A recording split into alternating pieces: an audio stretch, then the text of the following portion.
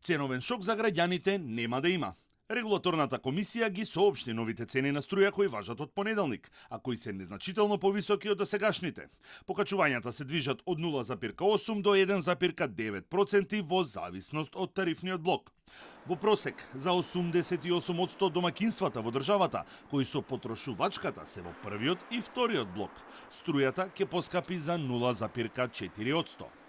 Во првиот блок нема промена, во вториот блок има зголемување од 0,85%, во третиот блок од 1,92%, четвртиот блок 1,88% и ефтината струја ќе се зголеми за 0,65%. Бислимовски соопшти дека на универзалниот снабдувач Евана Хоум му е дадена насока. 15% од количините кои оваа година нема да ги покрие ЕСМ да ги набавува на слободен пазар на домашната берза, и тоа во периоди кога цената на струјата е блиску до цената на ЕСМ дадена на тендерот и која изнесува 60 евра. Од регулаторната комисија соопштија дека на цената влијаеле и законските измени на владеачката ВМРО-ДПМН кои беа изгласани во собранието, а со кои се применува нова маржа од 9,9% наместо досегашните 11,5%.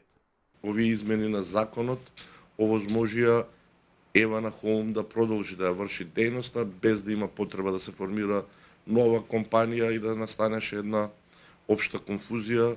Во текот на месец јули граѓаните да добива две сметки за електрична енергија. Очекувам дека и Евана Хоум тоа што треба да го направи, ќе го направи, за да нема зголемување на нивните трошоци за набавка на електрична енергија. Новата цена на електричната енергија за домакинствата и малите потрошувачи почнува да се пресметува од 1 јули.